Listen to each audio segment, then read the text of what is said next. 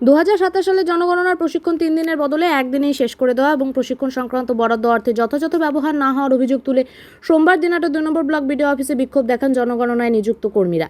কিছুক্ষণ উত্তেজনা তৈরি হলেও বিডিওর সঙ্গে আলোচনার পর পরিস্থিতি স্বাভাবিক হয়। বিক্ষোভকারী জনগণনা কর্মীরা অভিযোগ করেন 3 দিনের প্রশিক্ষণের জন্য একদিনেই উপস্থিতির সই নেওয়া হচ্ছে। পাশাপাশি খাবারের মান নিয়েও ক্ষোভ প্রকাশ করেন তারা। তাদের দাবি প্রশিক্ষণ নির্ধারিত 3 দিনই হোক এবং বরাদ্দ অর্থের সঠিক ব্যবহার নিশ্চিত করা হোক। এছাড়াও জনগণনার কাজের কারণে স্কুলের পঠন পাঠন যাতে ব্যাহত না হয় সেদিকেও নজর দেওয়ার দাবি জানান তারা।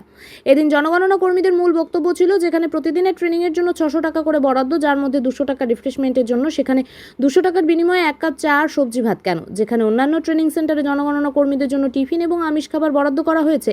একই যাত্রায় পৃথক ফল নিয়েই তাদের মধ্যে সন্দেহ দানা বাঁধে। তাই ট্রেনিং এর বিরতিতে তারা প্রতিবাদে সামিল হন। দিনাটা 2 নম্বর ব্লকের বিডিও লামা ওয়াংদি জানান, এখনও প্রশিক্ষণের জন্য অর্থ বরাদ্দ হয়নি। বরাদ্দ এলেই তা সংশ্লিষ্টদের অ্যাকাউন্টে পাঠানো হবে। তিনি বলেন, অনেক স্কুলের একাধিক শিক্ষক একসঙ্গে প্রশিক্ষণে থাকায় ছাত্রছাত্রীদের পড়াশোনার স্বার্থে একদিনেই প্রয়োজনীয় প্রশিক্ষণ দেওয়া হয়েছে। তবে কারো অতিরিক্ত প্রশিক্ষণের প্রয়োজন হলে সেই সুযোগও রাখা হয়েছে। বিডিওর কথা মেনে কর্মীরা অবশেষে সবজি ভাত খেয়েই পুনরায় ট্রেনিংয়ে যোগদান করেন। তবে আগামীতে বাকি 2 দিনের রিফ্রেশমেন্টের টাকা তাদের অ্যাকাউন্টে না এলে পুনরায় তারা প্রতিবাদে সামিল হবে বলে জানান। আন্দোলনটা একটু আগে আপনারা শুনলেন যে আমাদের 2027-এর যে সেন্সাসটা শুরু হয়ে গেছে তার জন্য আমাদের পার ডে অ্যালট করা আছে পার ডে 600 টাকা। কিন্তু আমরা এখানে জানতে পারলাম যে 600 টাকার মধ্যে 200 টাকা রিপ্লেসমেন্টের জন্য আর 400 টাকা পার ডে দেওয়া হবে।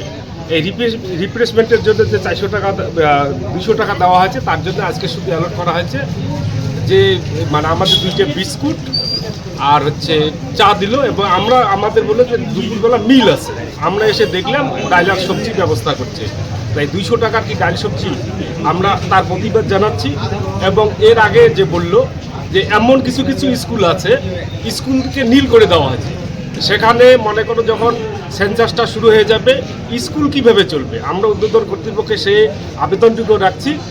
এটাই আমাদের আজকে বলার কথা। এনাদের আমরা যখন বললাম যে আমাদের 3 দিনের ট্রেনিং একদিনে কিভাবে শেষ করলেন, যে আমাদের হাতে অল্প সময়, সেই জন্য আমাদের অতি তাড়াতাড়ি করতে এসেছে। আমাদের একটাই আবেদন, সেটা হচ্ছে আমরা 3 দিনে ট্রেনিং চাই এবং আমাদের যে রিপ্লেসমেন্ট অ্যালট করা হয়েছে তার জন্য যথাযোগ্য ব্যবহার হয়, এই আমাদের দাবি। এই বিষয় নিয়ে শিক্ষা দপ্তরে কোথাও লিখিত হবে না, আপাতত আমরা জানতে পারি না। আজকে যেহেতু প্রথম দিনই আমরা সদ্য ব্যাপারটা জানলাম, এর পরবর্তীতে আমরা বসে এর কতদূর যেতে হয় আমরা সে ব্যবস্থাটা আমরা যারা এনুমিনেটর আছি সে ব্যবস্থাটা আমরা দেব। আগামী কয়েক সপ্তাহের মধ্যে প্রত্যেকটা স্কুলে পরীক্ষার আমাদের 1 আগস্ট থেকে 7 আগস্টের মধ্যে সেকেন্ড সামিটিভ পরীক্ষা হবে। সেখানে কিভাবে হবে এবং তারপরেও যেটা কথা আছে, আমরা যেমন আজকে আমরা সকালবেলা স্কুল করছি 7টা থেকে 10টা অবধি কোনো টিচার না খেয়ে এখানে ট্রেনিংয়ে আসছি, তাহলে 10টা থেকে আমরা 7টা থেকে 4টে অবধি এই যে অমানসিক পরিশ্রম এখনই শুরু হচ্ছে, আমরা কিভাবে এটা করতে পাবো সেটা আমাদের জানার প্রয়োজন আছে। কি নাম আপনার? আমার নাম সুশান্ত বর্মন, আমি একজন এনুমিনেটর।